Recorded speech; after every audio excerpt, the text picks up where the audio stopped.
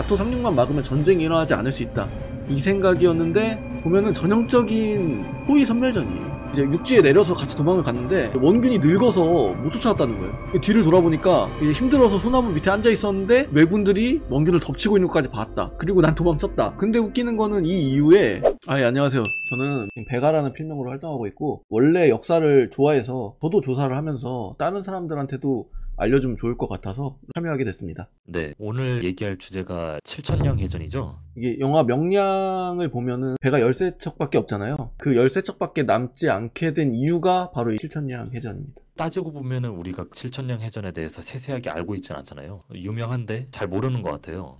이번 기회에 한번 좀 디테일하게 알아가면 의미가 있다고 생각합니다. 그리고 패배한 역사에서 배우는 게 분명히 있기 때문에 7천량 해전은 패전인데도 불구하고 꽤 상세히 기록이 되어 있는 것 같더라고요. 예. 이게 워낙 큰 패배였고 그 당시 참전했던 그 생존자들의 증언이 많이 있기 때문에 기록 자체는 많이 남아있어요. 근데 아무래도 이게 최고 지휘관급들이 모두 전사하거나 실종된 전쟁이기 때문에 정확히 지휘관이 무슨 판단으로 움직였고 그런 거는 아무래도 남아있지 않죠. 알 수가 없죠, 저희가.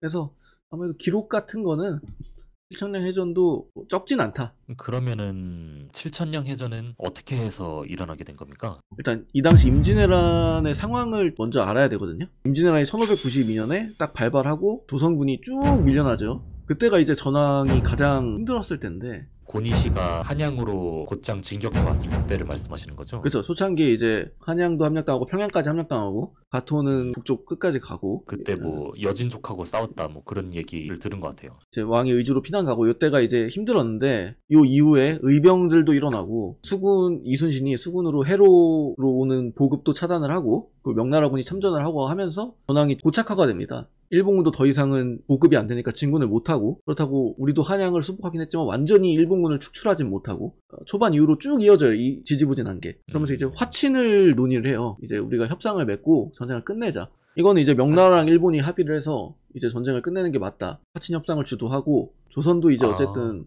명나라 쪽에서 협상안을 받아오면은 그걸 검토를 하고 이런 식으로 진행을 합니다. 그렇게 되다 보니까 전쟁이 지지부진하게 국지전 위주로 가요. 굵직굵직한 전쟁보다는. 이런 상황이 이어지다가 1596년에 협상이 완전히 결렬이 되고 1597년에 이제 정유재란이 일어나는데 일본이 다시 병력을 조선으로 대규모 파견을 하려고 합니다. 근데 이거를 고니시 유키나카 밑에 있던 요시라라는 이중간첩이 있었어요. 우리 쪽에는 이제 우리 편인 척하고 그러면서 고니시 유키나카 편이었던 가토가 이제 조선으로 다시 넘어올 거니까 조선은 수군이 강하니까 수군으로 깨뜨리면은 좋을 것 같다. 이런 식의 첩보를 주고 선조랑 조정 대신들도 이 말을 듣고 이게 맞는 말이라 생각을 해서 이순신한테 가토가 상륙하지 못하게 막아라 이런 명령을 내립니다. 근데 이게 시간이 촉박하기도 했고 여러 문제가 겹쳐서 가토가 상륙하는 건 막진 못해요. 그래서 가토가 상륙을 해버리니까 조정에서는 왜 그거를 못 막았냐 이런 식으로 이순신 책임론이 나오게 됩니다. 조선 입장에서는 되게 위협적인 장소였을 텐데 가능하면은 이순신이 좀 막아주기를 바라는 입장이었을 거고 고니시는 또 조선 쪽에 어느 정도 좀 유화적인 입장이라 협상을 또 주도한 것도 고니시고 가토는 조선에서도 학을 떼던 장수라 조선 입장에서는 이 전쟁이 끝나길 원하는데 가토가 상륙해버리면 전쟁은 확실시 되는 거고 가토 상륙만 막으면 전쟁이 일어나지 않을 수 있다, 이 생각이었는데 이제 그게 무산되니까 실망을 했던 것 같고 또 다른 얘기긴 한데 부산에 있던 일본군 진영에 이제 이순신 부하들이 불을 질러요. 그걸 이제 이순신이 부하들이 이렇게 공을 세웠다 조정에 보고를 하는데 근데 이게 알고 보니까 다른 사람 부하의 공이었던 거예요. 그게 알려지면서 이제 좀 이순신이 난감해졌던 적이 있거든요. 또 그 전에 이건 유명하잖아요. 선조가 이순신을 별로 안 좋아했다는 건. 그래서 그런 게 겹치면서 이순신을 사직할 명분이 생긴 게 아닌가. 또 이때쯤 되면 조정에서도 유성룡 같은 사람들은 원래 이순신을 좋아했던 사람인데 이게 명분이 없다 생각했는지 이순신을 보호해주지 못합니다. 그래서 예전에 임용환 박사님이 한 말인데 상사가 제일 싫어하는 부하가 어떤 건 줄 아느냐. 상사는 유능한 부하를 좋아하지 않는다. 결코 유능하고 호락호락하지 않은 부하를 좋아하지 않는다. 선조가 엄청 똑똑했던 사람이에요, 사실. 당신들 중에서 이순신처럼 유능하고 통통 튀고 호락호락하지 않은 부하를 그냥 놔둘 사람이 몇 명이나 될 것 같냐, 이렇게 말씀하시더라고요. 그런 이유 때문에 파직된 게 아닌가. 또 마침 이때 원균이 또 장계를 올렸는데 원균이 올린 장계를 보면은 선조랑 조정에서 말했던 해상봉쇄, 난 할 수 있다, 이렇게. 난 할 수 있다 보단 나 이렇게 해야 된다 하고 장계를 보내요. 그리고 이거는 내가 뭐 모르면서 하는 얘기가 아니라 수군에 오래 있어봐서 알고 하는 얘기다. 그걸 보고 또 마음에 들었겠죠. 아, 얘가 우리의 전략 전술적인 목적을 아네. 얘를 세우는 게 낫겠다. 그래서 이순신을 파직하고 원균으로 교체한 게 아닌가 싶어요. 그리고 또 이 파직당할 때 알려진 것과 달리 부산을 공격하고 있었어요. 예, 이게 해상 봉쇄는 안 됐지만 위협을 줘야겠다 생각했는지 부산으로 가서 공격을 시행합니다. 네. 그리고 돌아와서 기다리고 있던 조정 사자한테 파직됐다는 얘기를 듣죠. 열심히 싸우고 돌아왔는데 갑자기 자기가 파직이 됐다는 거를 안... 그렇죠. 아마 좀 배신감 느껴질만 하죠. 이순신도 배신감이 많이 느껴졌을 거예요. 평시가 아니라 전시에다가 국가 비상 상황인데 이런 식으로 인사 교체를 하는 거는 당연히 부당한 거고 바로 조정으로 압송되고 원균이 후임자로 임명이 됩니다. 배경을 얘기하다 보니까 여기까지 왔는데 그러니까 이유가 다양하네요. 그 틈을 원균이 잘 파고들었다. 그렇죠. 그래서 이제 원균이 삼도수군 통제사가 돼서 막상 되니까 자기가 봐도 힘들었다 생각한 것 같아요. 조정에 뭐라고 보고를 하냐면은 수군 단독으로는 작전을 수행하기 힘들고 육군이 한 10만 명 정도로 육지의 적을 정리를 해주면 적을 협공하겠다. 일종의 수륙 병진책을 제시를 하는데 조정에서도 이거를 좀 검토를 해봐요. 권율 같은 사람한테 이게 가능하겠냐 물어보니까 권율이 이건 좀 힘들다고 합니다. 그래서 원균한테 명령을 내린 게 본격적으로 공격하기 힘들면은 수군으로 왔다 갔다 하면서 적 보급만 봉쇄해라. 이제 그거를 수행하기 위해서인지 원균이 출전을 몇 번 하는데 별다른 소득 없이 돌아오고 또 한 번은 이 부산 저령도합까지 갔다가 표류를 해가지고 망실이 돼요. 전선 수무척이. 이순신 때는 싸워서도 수무척이 부서진 적이 없는데 표류를 해가지고 예, 수무척이 망실되고 돌아와서 권율한테 불려가서 곤장을 맞어요.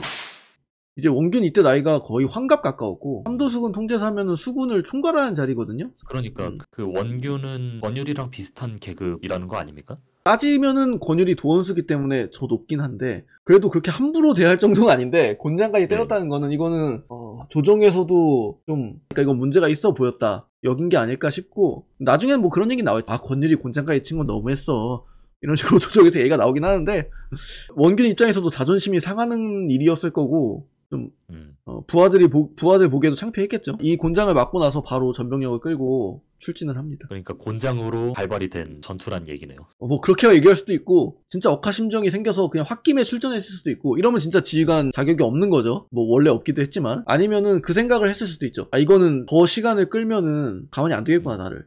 실천량 해전 하면은 원균이 가장 유명하고 근데 정작 일본 측 지휘관이랑 그 원균 외에 조선 측 다른 지휘관들은 잘 모르는 것 같아요. 일단 저만 해도 잘 모르겠고 누가 있었는지 좀 궁금하네요. 네, 일단 조선 쪽 지휘관부터 좀 보면은 원균이 삼도수군 통제사로 있고 그 밑에 전라우수사로 이혁기 그리고 충청수사 최호, 경상우수사 배설 이렇게 셋이 이제 최고 지휘관인데 이제 경상우수사 이혁기 같은 경우는 10대 때부터 이미 무과에 급제를 했고 임진왜란 초창기부터 계속 이순신이랑 같이 연합전선을 구축을 해서 전투를 해왔던 사람입니다. 경력이 많다고 할 수 있죠. 충청수사 최호 같은 경우는 아버지도 무인이고 선조를 호송해서 의주까지 같이 간 사람이고 함경남도 병마 절도사가 돼서 의주 쪽을 지키면서 활약을 했던 사람입니다. 이제 부친상을 당해서 휴직을 했다가 정유재란 직전에 충청도 수군 절도사로 다시 복직을 합니다. 수군은 몰라도 육전에서는 경험이 풍부하다고 할 수 있죠. 그리고 마지막으로 배설은 좀 유명하죠. 배설은 이제 경상우수사인데 이 사람도 이제 임진왜란 초창기부터 관직에 있으면서 의병을 모아서 공을 세우기도 하고 원균이 이제 육군으로 전출을 가면서 부임 경상우수사가 돼서 부임했던 사람입니다. 일본 측 장수들도 좀 설명을 해주시죠. 그나마 좀 친숙한 장수로 도도 다카도라랑 와키자카 야스하루 요 정도가 있을 것 같은데 와키자카 야스하루는 이제 유명한 게 임진왜란 초창기에 있었던 용인 전투로 되게 유명해요. 용인 전투가 용인시에서 일어난 건가요? 그 근처죠. 그러니까 용인 전투겠죠? 와키자카 야스하루가 1600명으로 7만 명을 이겼다. 우리나라에서 유명한데 우리나라 피해가 크진 않았고 왜냐면 기습으로 군대가 와야 된 거니까.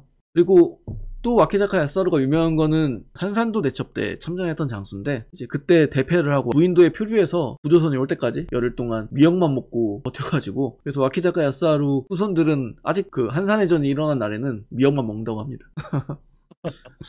그리고 도도 다카도라는 일본에서 전투 경험이 되게 풍부한 사람이고 약간 밑에서부터 올라온 사람이고 자기 실력만으로 나중에 임진왜란 끝나고는 도쿠가와 이에야스 밑에서도 공을 세워서 높게까지 출세를 하는 사람입니다. 이게 사람이 성 쌓는 걸 되게 잘한다고 해요. 축성을. 그리고 주인을 되게 많이 바뀌었대는데 그럼에도 불구하고 출세를 한 거 보면 자기 능력이 있는 사람이란 걸 알 수 있죠. 이 정도가 아무래도 조선이랑 일본 쪽 주요 장수들 이 정도만 하면 되지 않을까 싶습니다. 뭐 지휘관도 다 알았겠다. 본격적으로 전투 이야기를 하면 될 것 같은데 이 당시 조선군 규모는 판옥선만 따져서 100척이 넘었던 걸로 파악이 되고 한 150척 가까이 됐을 걸로 추측이 됩니다. 한산도 대첩이 몇 척이었나요? 한산도에 제 100척이 안 됐을 거예요. 그러면은 한산도 대첩보다 훨씬 더 많은 숫자로 출진을 한 거네요. 일단 판옥선 규모만 따지면은 비교가 안 되죠. 다만 이게 이 정유재란 전에 역병이 돌아서 좀 경험 많은 수군들이 죽기도 하고 그런 피해는 많았다고 합니다. 그래서 그거는 좀 고려를 해야 될 거예요 아마. 시간 순서대로 어떻게 진행이 된 건가요? 원균이 권율한테 곤장을 맞고 마침내 조선 수군 본대를 이끌고 전투에 나섰다까지가 저희가 들은 이야기인데, 경과를 보면은 일단 한산도 통제영에서 출발을 해서 이제 원균이 부산까지 진격을 합니다. 부산까지 진격을 하는데 이제 일본군이 예전이랑 많이 달라졌어요. 전술적으로 달라져서 매번 지키기만 하니까 이렇게 하면 안 된다. 일본배가 조선배보다 좀 작긴 한데 속도는 더 빠르거든요. 예전에는 이 빠른 속도를 이용해서 빠르게 붙어서 백병전을 하려고 했는데 이젠 그게 아니라 빠른 속도로 뒤로 도망을 갑니다. 빠집니다 슬슬. 그럼 조선군 쫓아가겠죠? 빠르니까 붙잡진 못해요. 그러니까 이게 옛날 배는 다 노를 저어서 하는 거기 때문에 격군들이 지치게 됩니다. 이때도 격군들이 지쳤나봐요. 제대로 싸우지 못하고 퇴각을 결정합니다. 그래서 병력을 물려서 결국 퇴각을 하고, 이 가덕도에서 병력을 보내서 물을 기르려고 했는데 이미 거기에 일본군이 매복을 해 있어서 물 기르러 간 병사들을 버리고 다시 퇴각을 합니다.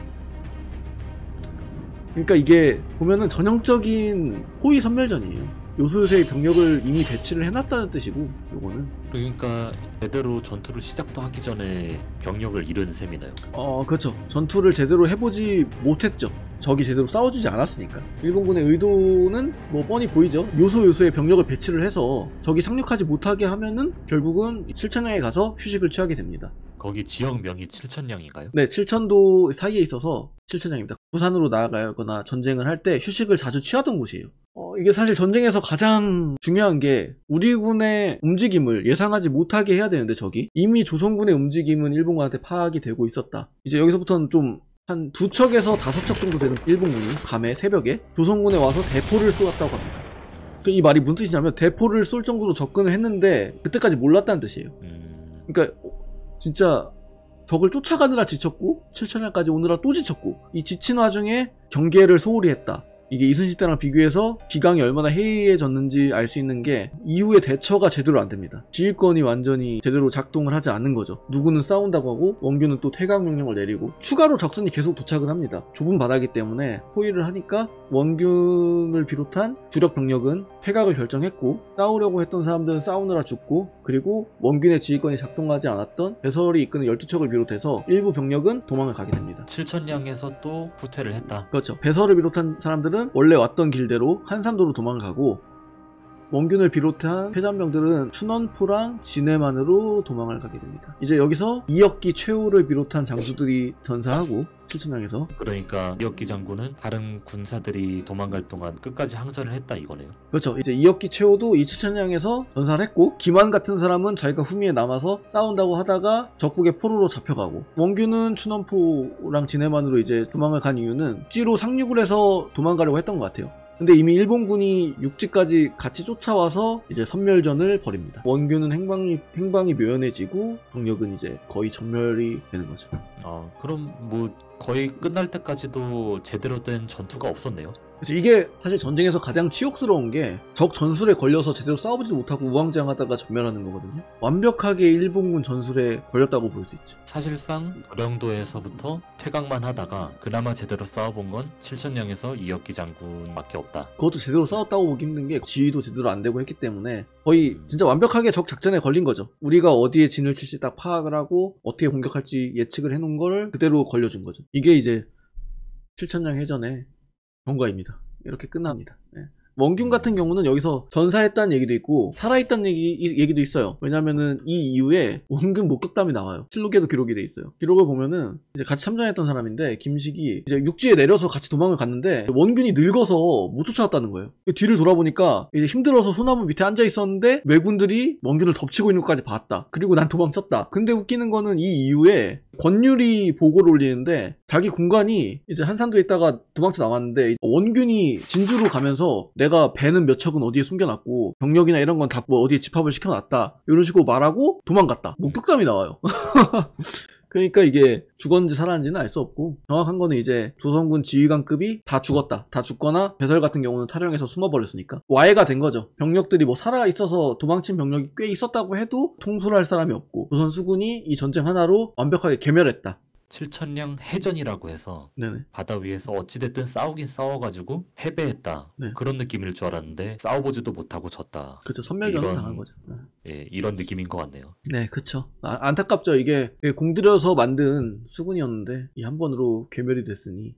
그럼 7,000량 해전에서 패배를 해가지고 그 이후에 어떤 결과가 펼쳐집니까? 우리나라가 초반에 전쟁에서 밀리다가 적이랑 대적을 하게 된 게 의병이나 명나라군의 이유도 있지만, 가장 큰 거는 역시 이순신 장군이 해로를 차단을 해서 더 보급이 원활하지 않게 만들었기 때문이거든요. 흔히 생각하는 게 보급이다 하면은 군량만 생각을 해요. 먹을 거. 근데 이 네. 보급이 군량만 있는 게 아니라 옛날 무기 같은 거, 칼이나 창 같은 거는 되게 잘 상해요. 칼이 부러지기도 하고. 그러면 그거는 어떻게 할 거며. 그리고 조총 같은 경우도 계속 번갈아가면서 쏜다고 해도 총구가 벌어져요. 그럼 이 조총도 계속 보급을 해줘야 되고, 이 조총에 쓸 화약도 보급을 해줘야 되고, 탄환도 보급을 해줘야 되고. 이게 육지로 가면 힘든 게 운반하는 사람들도 먹어야 되잖아요. 소나 말도 이용해야 되는데, 소나 말 먹일 것도 같이 가져가야 돼요. 결국은 이만큼을 들고 가면, 뭐 10을 들고 가면은 도착하면 한 1, 2 이렇게 남아요. 육지로 가면은. 그렇기 때문에 해로 보급이 중요한데, 이 해로 보급이 차단되니까 더 이상 북쪽으로 올라가지 못하는 거예요. 이게 전쟁에서 중요했던 건데, 이 7천량 해전에서 패배하면서, 대권을 상실했다. 그렇죠. 제해권을 조선이 상실을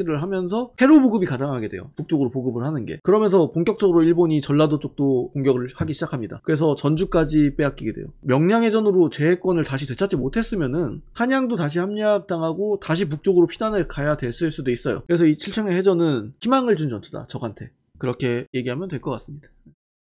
그 이순신 장군이 이제 배설 장군의 12척을 수습을 해서 이 7천량 해전에서 도망쳤던 병력이 꽤 있는 것 같아요. 왜냐하면 그 뒤로 수군이 좀 빠르게 규모를 회복합니다. 패배한 거는 치욕스럽긴 한데 도망이라도 쳤다는 거에 참 아이러니하게도 지휘를 제대로 따르지 않은 사람들이 남아서 다행이게 된 거죠. 배설 같은 경우는 조선 쪽의 전공으로 유일하게 알려진 게 이제 배설이 도망가면서 적선 8척을 격파한 게 일본에 알려진 유일한 피해입니다. 예. 배설 같은 경우는 그 뒤에 다시 탈영을 하긴 하는데, 명량해전 직전에. 어쨌든 요 12척을 보존한 거는 나름의 공으로 봐도 부족함이 없다. 공까지는 아닌 것 같고 그냥 다행이다. 또 이 한산도로 가서 배설이 관민들이나 이런 걸 수습을 해서 도망가기 때문에 다행이다. 이렇게 얘기할 수 있을 것 같습니다. 한산도에 있던 조선 수군의 본진은 일본군 손아귀에 넘어간 거네요. 바로 비웁니다. 조선이. 저기 쳐들어오기 전에. 여기까지 내줬고 좀 더 뒤쪽으로 이동을 하게 됩니다. 명량해전 당시에 조선 수군 통제영이 진도 그쪽까지 밀려났죠. 너무 허무한 전투라서 이게 뭐 끝났다는 느낌이 잘 안 드는데, 아까 이야기를 계속 이어서 네. 그렇게 유능한 장군이 셋이나 있었는데 어떻게 그렇게 손도 못 쓰고 속수무책으로 당했는지 좀 궁금한데, 이게 그러니까 최종 지휘권자의 능력이 왜 중요한지를 보여주는 것 같은데, 이제 난중일기나 해소실기나 뭐 실록이나 아니면 뭐 다른 기록에서 보면 원균에 대한 불만을 토로하는 장수들이 굉장히 많이 나와요. 늘 말하잖아요. 지휘관과 부하들의 신뢰관계가 중요하다. 사실 이 신뢰관계가 쌓이는데 가장 좋은 거는 이기는 거예요. 계속 이겨나가면 신뢰가 쌓일 수밖에 없는 게, 이 사람을 따르면 우리가 이길 수 있겠다, 살 수 있겠다, 힘들어도 견딜 수도 있고. 원균은 사실 삼도 수군 통제사가 되기 전부터 좀 안 좋은 기록들이 많이 나오고, 뭐 시체 목배로만 다녔다, 술 마시고 놀기만 좋아했다, 아무래도 부하들과의 신뢰관계를 형성하지 못했을 텐데 최고 지휘권자가 됐으니 부하들이 얼마나 불만이 많았겠어요. 회사 다녀보면 알겠지만 관리자급은 밑에 사람들 욕한다고 같이 사장을 욕할 수 없잖아요. 최호나 이역기 이런 사람들이 중간 관리자라고 하긴 그렇지만 사이에 있잖아요. 그 지휘관급들이 같이 욕을 할 수는 없고 원균한테만 계속 얘기를 했을 텐데, 부하들 불만이 이렇게 많다, 개선을 해야 될 것 같아, 그걸 원균이 제대로 안 들은 것 같아요. 그러다 보니까 일종의 무기력? 이런 거에 빠진 게 아닐까 싶기도 하고, 초병을 이역기나 최호 같은 사람들이 초병을 안 세웠겠냐? 분명히 세웠을 거예요. 그런데도 불구하고 제대로 대처를 하지 못했다는 거는 초병들이 제대로 안 했거나, 아니면 뭐 원균이 진짜 초병도 세우지 말고 다 쉬게 해, 이렇게 했을 수도 있지만 상식적으로 그렇게는 안 했을 것 같고, 군 기강이 그냥 전체적으로 해이해진 게 아닌가. 최호나 이역기 같은 사람들도 제대로 지휘를 할 수가 없게 되고 그런 게 아닌가 생각이 됩니다.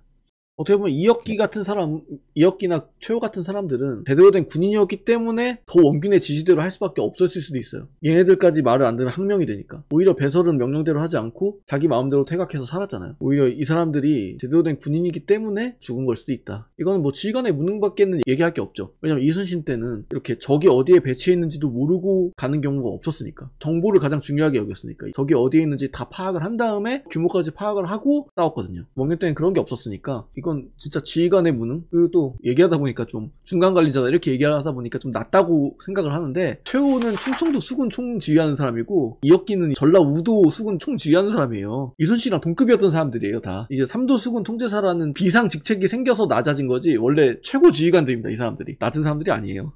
자, 끝으로 뭐 칠천량 해전과 관련해서 더 해주실 말씀이 있나요? 예, 사실 칠천량 해전의 교훈은 되게 많이 언급이 됐어요. 정보 수집이 얼마나 중요한가, 경계 근무가 얼마나 중요한가, 지휘관이 얼마나 중요한가, 이런 거는 이미 많이 나왔기 때문에 다른 거를 짚어보고 싶은데, 사람은 안 좋을 때나 좋게 흘러갈 때 듣고 싶은 말만 듣고 싶어 해요. 믿고 싶은 것만 믿고 싶어 하고. 선조나 조정 대신들 입장에서 보면은 이순신이 다투의 상륙을 막고 적 보급을 끊어버리면은 전쟁은 끝나는 거잖아요, 사실. 얼마나 좋아요. 얼마나 긍정적인 일이야. 이 지금 안 좋은 상황에서 최선의 상황이잖아요. 믿고 싶었을 거예요. 원균이 이 보급을 차단을 해서 적이 상륙하지 못하게 하고 그러면 전쟁은 끝납니다. 내가 수군 해봐서 압니다. 이 호언장담이 얼마나 듣기 좋았겠어요. 그래, 이 말대로 하면 되는데 라고 생각을 했을 텐데, 과연 이게 옳은가는 또 다른 문제거든요. 우리도 좀 중요한 순간에 이제 듣고 싶은 말이나 믿고 싶은 말, 이런 것만 귀담아 들으면 위험할 수 있다. 네. 그거를 좀 칠천량 해전을 통해서 느끼면 좋지 않을까.